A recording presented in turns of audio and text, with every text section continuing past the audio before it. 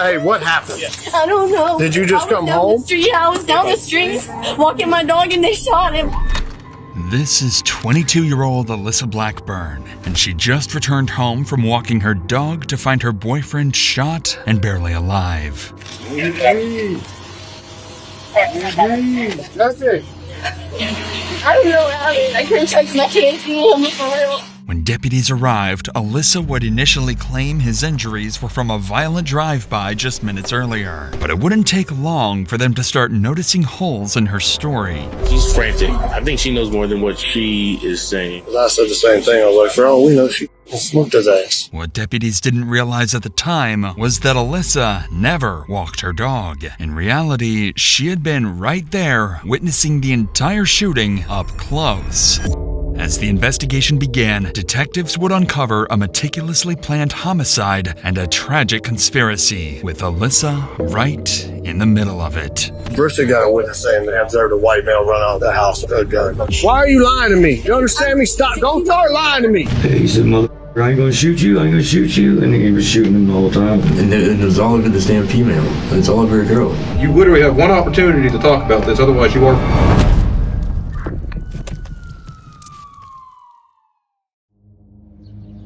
On October 29, 2022, the Escambia County Sheriff's Office received multiple 911 calls from frantic residents on the 1100 block of Medford Avenue. Earlier that morning, a driver in a black sedan had reportedly opened fire on a home in a small neighborhood. Hours later, at around 2:00 p.m., the sound of gunshots would be heard again, but this time followed by a young man's anguished cries for help. Quickly, officers were dispatched to the scene, racing to piece together what had just unfolded.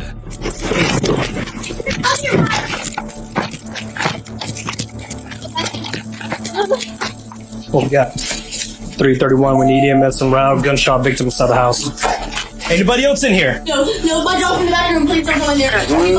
I got a chest seal, I'm gonna go get it. The first deputies on the scene arrived to find 26-year-old Jesse Gahagan lying on the floor in a pool of blood, barely conscious, with bullet holes scattered throughout his body. Where you shot, bud? Right here. Car 140. You said you got a chest seal? Yeah. Jesse is experiencing a pressure imbalance in his chest cavity, meaning his lungs could collapse at any moment. With Jesse in the hands of paramedics, the deputies shift their focus to the next critical task, piecing together what had happened. With this in mind, Deputy Tinch wastes no time turning to question the only witness present, Jesse's girlfriend, Alyssa Blackburn. Hey, what happened? I was down the street walking my dog and they shot him. Who shot him? I don't know. Did you find him like this? Yeah, I just had to kick in the back door because nobody was knocking on. So do you live here? Yeah, Who is that gentleman to you? it's my boyfriend. Are you the one that called 911? No. Who called 911? Because it was a female. I called 911 because I heard the gunshot. Why are you lying to me? You understand me? Stop. Don't start lying to me. You understand what's standing there? I need I'm proof. the one who did it. What do you Then go tell me you didn't call. You're gonna get me shot out here. You realize that? We're Montclair. It's my life too. What's your last name? Blackbird. I don't think you realize that I'm risking even calling y'all for real. Right away, Deputy Tinch grew suspicious after noticing a flaw in Alyssa's account of the 911 call. However, considering the chaos of the moment, he knew it was possible she could be in shock and that her memory was distorted. But unbeknownst to the deputy, Alyssa would go on to provide more misleading statements, making her story even more suspicious. What's worth noting is that situations like these can be especially traumatizing for everyone involved, including those watching at home, just like you. If you've ever felt that you need help with mental health, you should know that there are always people you can reach out to. That's why I'd like to thank BetterHelp, the sponsor of today's video. I've partnered with them to help provide you with an easy and simple solution to therapy. Therapy has helped me overcome my anxiety, manage my stress levels, and become confident enough to build a team that helped grow this channel into over 2 million subscribers subscribers. Thank you guys so much, by the way. The biggest problem I found with therapy is that you usually have to go through a lot of therapists before finding the one that's right for you. BetterHelp makes this easy. With their 30,000 licensed therapists, BetterHelp will match you with someone who understands your needs the best and gives you a safe space to talk. And if it's not right the first time, you can switch therapists as many times as you want. No hard feelings. So if you're struggling, consider joining BetterHelp. Start fresh any day of the year with BetterHelp. Click the link in the description or go to betterhelp.com/DrInsanity and get 10% off your first month of therapy. With that said, let's get back to Alyssa. Even though her inaccurate account of the 911 call was suspicious, Deputy Tinch knew it could be due to her frantic condition. If anything, this just made him want to know more. Before you left to walk the dog, was he by himself? Yeah, no, there wasn't nobody else here. And he wasn't like that, right? No, he was not like that. He was fine. He was in the room. And he was not bleeding on the ground. Who else lives here? This is, I don't even know whose house this is. I just got here like 2 days ago. Real shit. I swear to God, I just moved here. All my stuff's in the back bedroom, but my dog's in there. According to Alyssa, the shooting occurred in the small window of time while she was walking her dog. But none of this would matter to her, as her boyfriend would be carried out in a stretcher unconscious. What, the glass, was it broken before you left? Was it out here when you left to walk the dog? Okay. Oh my God. Just step over here. Come on. It's likely Alyssa, in this moment, believed Jesse had passed away. First responders were using what's called a soft stretcher, not too different in appearance to a body bag used when the victim is dead. However, Jesse is still alive. He was suffering from multiple gunshot wounds and was slipping in and out of consciousness. He appeared to have been shot in the upper abdomen and leg and was in critical condition. As paramedics loaded Jesse into the ambulance, preparing to take him to the hospital, deputies could finally give Alyssa their full attention, as she was the only witness so far who could give them a lead. But soon, officers would begin to suspect that Alyssa wasn't the innocent victim she portrayed herself as. Is he gonna be okay? I don't know, honey. I'm sure he's talking to us. So yes, because he just gave us a bunch of information. Okay. I don't want nobody to see me. Oh my I can God. see you. Okay. Okay. Let's call your parents. Okay. Due to Alyssa's seemingly frantic condition, deputies were unable to get any more information from her beyond what she had already recounted. So in an attempt to make sense of the situation, deputies on scene began sharing the information they had gathered, and they quickly started to notice some intriguing details. So I wonder if earlier it was a drive-by. This was Target House, and then maybe somebody came back. Bro, it looks like he got shot in the house. That's what I'm saying. Yeah, they're casing dog. Yeah. That's what I'm saying. Whoever, either they busted us in the house or they know him and let him in the house.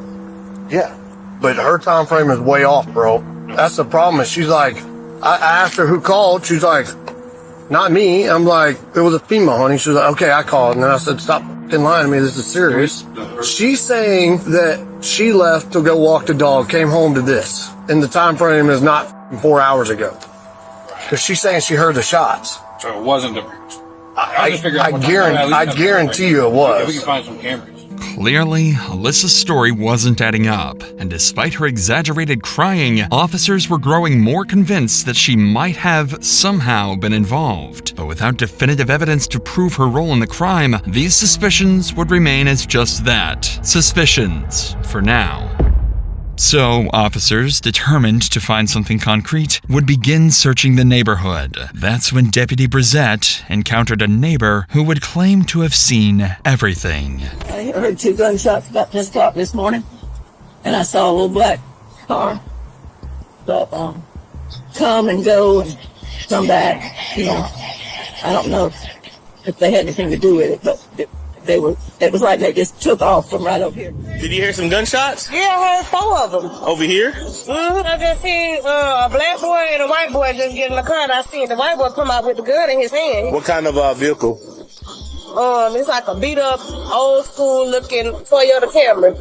And he came out the door, he said, I told them just don't want to play with me. Was it a black boy or a white boy that got shot? White guy got shot.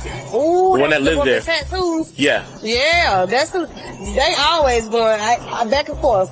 With different people? Mm-hmm. Okay. Yeah. Have you ever seen that car in the area before, that white guy? Always there. The Camry's always there? Yeah.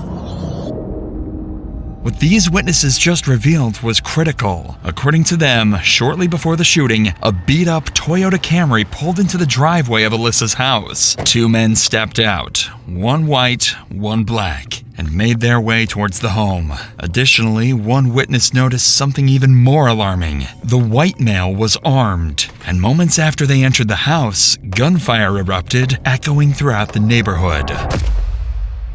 With this new information at hand, deputies could finally narrow their focus to two prime suspects, who for now would remain unidentified. As for Alyssa, her role in the investigation was still unclear. It still made no sense why she felt the need to lie about her story. And given Alyssa's emotional state, it was impossible to get anything valuable out of her, so her parents were allowed on the scene to help her calm down. In the meantime, deputies would notice the biggest flaw in Alyssa's story yet. She was in that fucking house. So she did it? No. Bristol got a witness saying that they observed a white male run out of the house with a gun. Oh, okay. This house is not just 2 days lived in. Hang on. Right. There's other people that live there. Right. So who are they? This deputy just picked up on a very important realization. The house Alyssa claimed she moved into with Jesse only 2 days ago looked well lived in, contradicting her entire story. With this new suspicious clue, Deputy Davidson devised a genius solution to finally determine if she was just an innocent witness or if she had a bigger role in the shooting. If I ask if lives here and she says no, she's lying. Why would she lie? Okay, I'm just gonna go for it. Does anybody else live here with you and Jesse? I don't know who lives here and who don't, because there's people here all in and out all the time. I'm not gonna lie to you. There's a dude named, I mean, he sleeps on the couch sometimes, I guess. I don't know. Because he was like, I've been letting you stay here because he stayed in tip. But the way they were talking, it sounded like he just got here. So you know what I mean? Like, they haven't been there that long.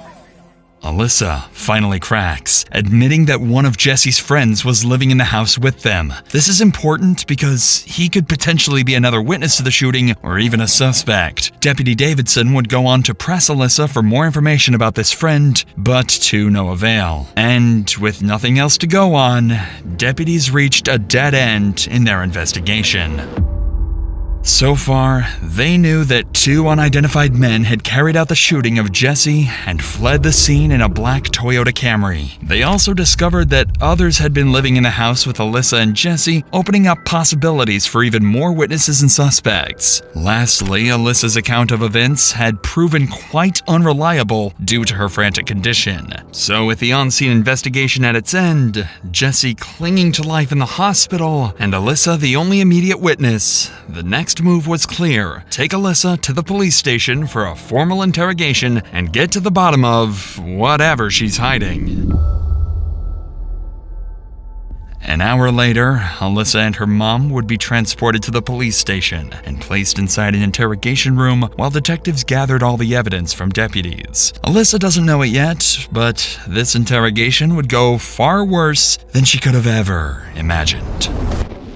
I swear to God! I swear to God! No! Don't touch me! Don't you touch me! There's no reason they have to talk to us by themselves. There's a camera in here. There's audio in here. We can hear everything. Yeah. There's no reason they have to talk to us by themselves. You're right. Alyssa realizes she's being recorded and immediately makes her mom aware. It's clear this isn't her first time in an interrogation room. Unfortunately for her, the cameras would turn out to be the least of her worries. Detectives would walk into the room with a clear plan in mind, figure out why Alyssa lied. If they can press her on the details, she might slip, giving them a real shot at actually solving the case. I thought you were David Preston. David Preston, you know David? How do you know him?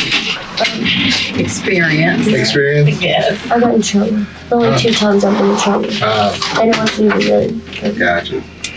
Well, I'm Investigator Martinez. I work with David, so I know him. Yeah. That being said, we want to get some information as far as like how long you guys been living there, who lives like there. 2 days, 2-3 days ago. I just got there. If I had my phone, I could tell you exactly, but they wouldn't let me get my phone. Okay. I know, but it wasn't I can't. remember where it was, but Okay. And the only reason I'm asking is because, like I said, we have to get a search warrant in order to get the you're house. okay. So once we get into the house and we look around, if something's missing, like his cell phone, Yeah. then maybe we can possibly start trying to track it and find it. Okay. So, No, I'm not going to question you at all. so that's why I was asking, I'm not asking like to pry, but maybe you're good. something's missing and maybe You're we good. can track it and be like, I know y'all are just trying to help for real. I'm not that type of person. I know y'all are just trying to help. Okay. Alyssa has to be feeling the pressure at this point. She's told her version of events several times by now, and yet investigators keep asking the same questions. Perhaps that's why, after an entire afternoon of speaking to law enforcement, she finally gives them something substantial. All right. So it's just you and Jesse that live in that house? No, there's 2 males there and there's Jesse. But there's people in and out of there all the time, you know what I mean? I mean, it's like literally like a ghetto trap, kind of like out, you haven't seen the house, but the whole house is like trashed almost. I tried to clean it up and I mopped the floors and kind of stuff like that because I have nowhere to go. But there's a dude named Ian for sure. I know because he sleeps on the couch, and I know he was getting help from somebody. The dude who lives there, I guess, around a regular, trying to get off of drugs. Okay. Is he a black male, white male? He's white. Okay. Yeah, he's tall. He's real tall. He's like real tall to me. I'm like 5 foot.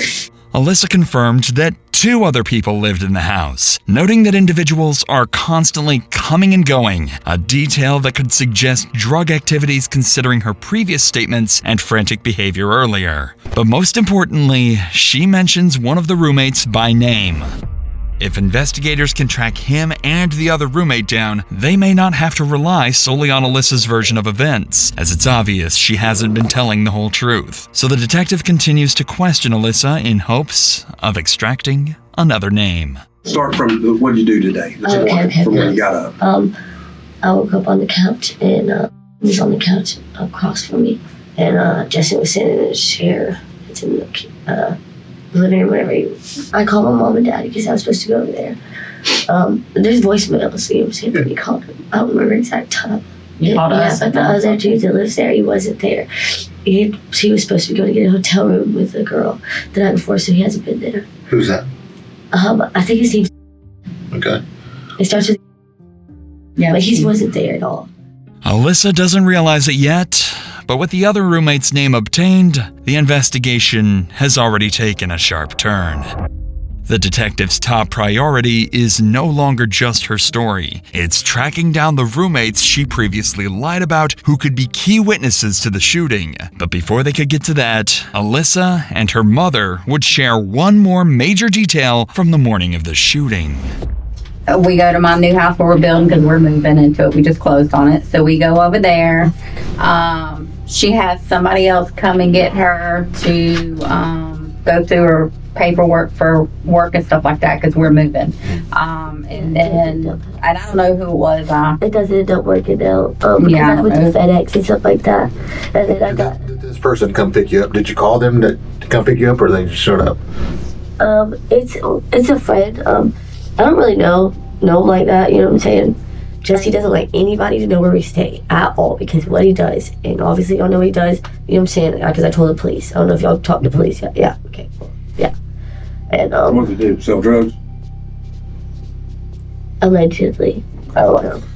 What's important? I don't even know if I just used that right. Yeah, he sells drugs. He sells drugs. And what kind of car did this person pick you up? A black car. Yeah, I don't know what kind of car it was. Just black. It's a older vehicle that doesn't even have the emblems on it. Did you see it? I didn't pay attention. Yeah, it was black. It was Looked like it was spray painted. Yeah, maybe. I don't know. It was. I know it was black though. I didn't like on Toyota or something like that. I don't know. It was definitely a small sedan. What's a sedan? It's a sedan car, correct? Yeah. Yes, maybe. Okay. Well, that's I think it's 4-door.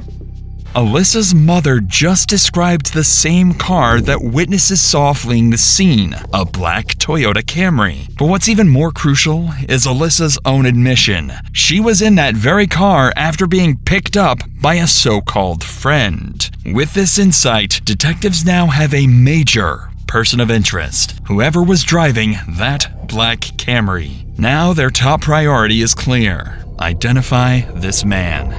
Yeah. What's his name, the guy that come and got you? I don't know him. That's what I'm saying. Well, how'd you call him? Jesse, I didn't call him. I said I didn't call him. Oh, he just showed up at the house? Yeah, my brother knows him, and Jesse knows him, and all kind of stuff like that. Like, he comes around all the time and hangs out with him. I don't associate myself with people that he does. I'm not allowed to even be at the house by myself. Is he white or black? He's white, for sure. Can you describe him to us? Well, he's kind of ghetto.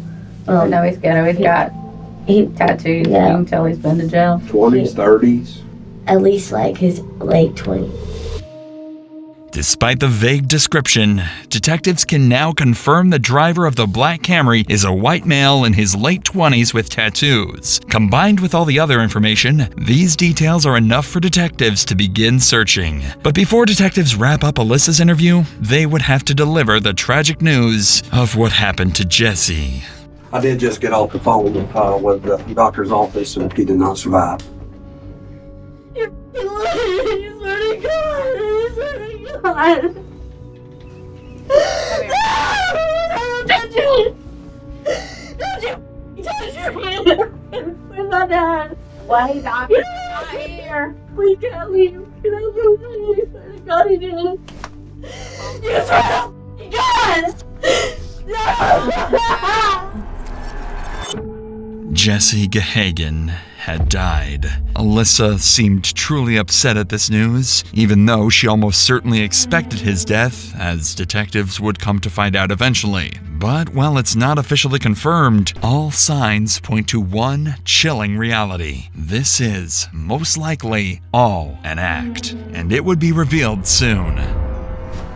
Yeah, we can get you out of here. Raise your right hand. Somebody killed your boy. Yeah, I called the police!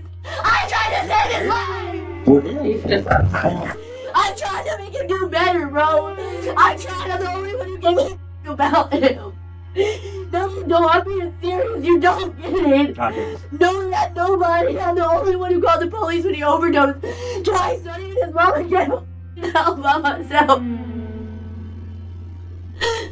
No. Alyssa would continue this frenzy until detectives had to end the interview. Even though she seemed genuinely upset over Jesse's passing, detectives would soon find evidence suggesting otherwise. Nevertheless, the stakes were now higher as this had escalated into a murder investigation. At this point, detectives still weren't sure exactly what Alyssa was hiding, but the interviews that followed would begin to reveal the truth. What's up, Mr. Hello, how are you? I'm Investigator Alvarez, the one that you ignored last night. Yes, sir. I know you got my text. This is one of Jesse and Alyssa's roommates. It's unclear how investigators first located him, but what is known is that he was initially reluctant to cooperate, ignoring multiple calls and texts from detectives. Perhaps he was hesitant to get involved, but when he finally agreed to an interview, he would deliver the biggest bombshell yet. All right, man. So let's start from the very beginning, okay? Yes, sir. Now, I know before you came in here, you said he knows who did it and who he can get us hooked up with that person and everything else because he tried catching up with you at Tom Thumb yesterday. So before we get to all the details, who is that person that actually pulled the trigger? It's Jacob Colville. Okay. Who was the black guy that was there with him? I've never seen him before in my life. Okay. If you were shown a picture of him, would you be able to possibly recognize him? Should be able to. Okay. How long have you known Colville? Colville, I met I think 2018 in Walton County. He was we were in the same little pod together in Walton County. Finally, thanks to the roommate, detectives have identified the white man with the gun, 29-year-old Jacob Colville, the same so-called friend Alyssa and her mother described earlier. But to the detectives' surprise, the roommate had even more to reveal. Colville showed up with his two kids in the car and got out and started an altercation with Jesse. And this is all over a female. This is all over a girl. What's her name? Alyssa Blackburn. I guess Colville's in love with his girlfriend or something. I'm not even sure who the girl liked, if she liked either of them or not. And I thought they were supposed to be friends. But no, as soon as the girl comes out of the house and says Jesse's inside, they didn't hesitate to, should we leave? No, they went right inside my house. And they go down the hallway and They looked through the first room, looked through the second room, and I'm at this point I'm playing stupid. I'm like, what's going on, guys? I don't know what's going on. I wasn't watching. I did not have my head turned towards down the hallway, but there was 2 gunshots, and I hear screaming. And there's 2 gunshots, and then by the time I look down the hallway, I see Colville backing up, like with the guns on Jesse, and Jesse looked like he had blood right here, maybe like in the stomach, and then in the the chest or the shoulder, and even when he was on the ground, he shot another couple rounds, I believe. How many rounds total? I can't. Quite a few. Yeah, I can't even tell you. Whenever Colville and the black guy run out the front door, they took off. What happened to the DVR? I could show it to you. You have it? Yes, sir. Okay. And there's a camera in the living room. Yeah, I noticed. What the roommate just revealed to detectives is everything they need to crack this case. It appears that Jesse's murder stemmed from a long-standing conflict that began in an altercation between Jacob and Jesse, likely during the drive-by incident reported earlier that morning, followed by Jacob returning an hour later to fatally shoot Jesse. Meanwhile, Alyssa not only fabricated her entire version of events, but the whole altercation centered around her. According to the roommate, she was in a love triangle with Jesse and Jacob that turned deadly. It's likely that Alyssa had grown fed up with Jesse before orchestrating the shooting with her friend, or perhaps lover, Jacob. This finally explains why Alyssa had been lying all along. She wasn't just a witness, she was an accomplice to murder. Fortunately, the roommate had the shooting recorded on surveillance camera and agreed to hand it over to investigators, providing them with undeniable evidence to bring the killer trio to justice. This incredible stroke of good fortune would continue when the roommate successfully identified Jacob's accomplice from a photo lineup of known offenders. He was 44-year-old Lawrence Bonner Jr. The Escambia County Sheriff's Department quickly launched a statewide manhunt, alerting police to stations and the public to be on the lookout. Not long after, authorities would make a critical discovery. The black Toyota Camry had been found underneath the mobile highway bridge over 11 Mile Creek, burned down to the frame.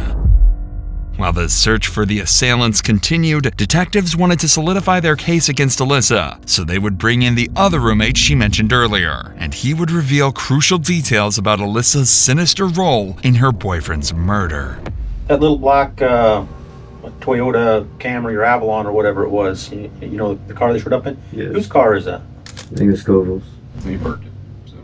He what? He burned it. Did he? Well, yeah. So yeah, do you remember any of the conversation that was going on in the house? Like when they come back, you told them that Jesse's hiding in the back, correct? Yeah. Okay. What was being said after that? Nothing. They were so quiet. Okay. They were just creeping through the house looking for Jesse, and they didn't find him at first. You remember seeing Alyssa come in with a gun? Who? Alyssa, his girlfriend, Jesse's? No. When she first walks into the house and you're on the couch, you know, she's holding a gun because, you know, we have the DVR. Yeah, I did notice that. Colville did say to Jesse, he said, I ain't gonna shoot you, and he was shooting him the whole time. Because Jesse would say that Colville would never shoot him, you know what I mean? Colville shot. You know where Colville might be right now? I have absolutely no idea, man. Well, we already have one of the 3, so. Oh, do you? Yeah. One of the 3? There's another person that helped them out later. Really? So, yeah.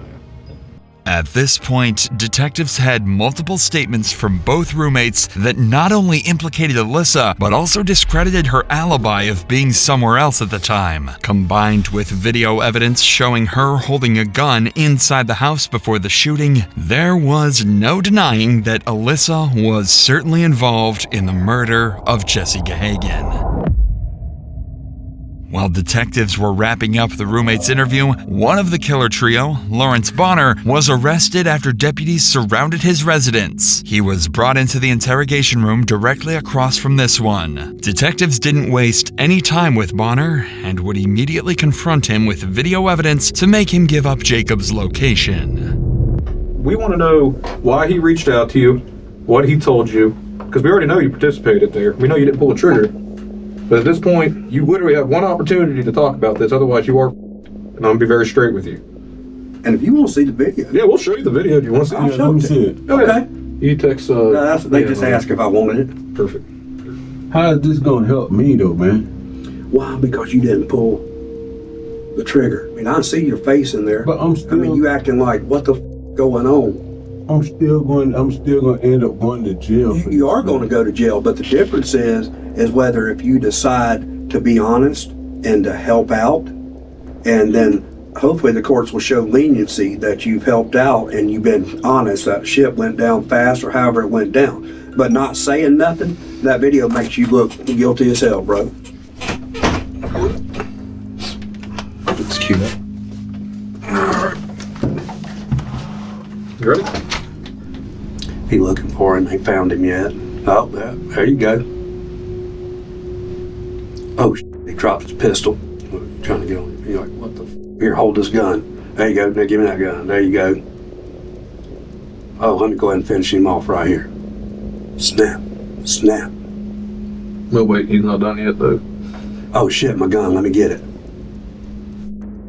Oh, damn. Oh, let me give him one more, which he did right there. So now you know we're not bullshitting. Which hey, can I talk to my girl, man? And I'll talk to y'all, man. Now that Bonner understands the gravity of his situation, he agrees to share everything he knows with the detectives, starting with what the three of them did to Jesse. I really don't know him. But you know him by sight. You've seen him around. I seen him around. You know, he offered me a ride. I took the ride, right? Yeah, we put up at the house. The girl in the car, the girl, like, she was just like saying that the dude was selling, but something about the busted the windows or some shit like that though. And then old girl, she's knocking on the door trying to get in. Yeah. And then she comes back to the car and she throws something in the car and then she goes and walks her little dog. And then the rest of it's self-explanatory. We see the shots that happen and all that. Y'all walk back outside and y'all get in the car. And where's the girl? Does she get in the car with y'all? Yeah, she had them ran up. Okay. Bonner had just admitted his role in the shooting, going so far as to confirm that Alyssa had been present the entire time. Under pressure from the video evidence, Bonner would eventually confess to something even more damning. He had provided Jacob with the gun used to shoot Jesse. With that admission, Bonner officially became an accomplice to murder. Investigators would wrap up Bonner's interrogation and book him into jail. One member of the killer trio was down, 2 more to go. A week later, on November 5th, authorities tracked down Jacob Colville in Eustis, Florida, attempting to evade capture disguised in a wig, glasses, and makeup. But his cover didn't last long. An officer recognized him, initiated a traffic stop, and took him into custody. When finally apprehended, Colville was found with a loaded handgun and drugs in his car. He would reportedly state, "I don't regret it," when inquired about the murder. As for Alyssa, a warrant for her arrest was issued, and she was quickly apprehended, held in county jail without bond. While the killer trio's exact motives remained unclear, investigators determined that Colville, Blackburn, and Bonner were driven by a mix of personal vendetta and criminal intent. Their actions were likely tied to drug dealings and internal betrayals within their circle, leading them to see Jesse Gahagan as a liability that needed to be eliminated. Nearly 2 years later, in June 2024, Colville was sentenced to life in prison for the first-degree premeditated murder of Jesse Gahagan. Meanwhile, Lawrence Bonner and Alyssa Blackburn were also charged as principals to first-degree murder. As of this writing, both remain in jail awaiting trial. If convicted, they too will likely face life in prison without the possibility of parole.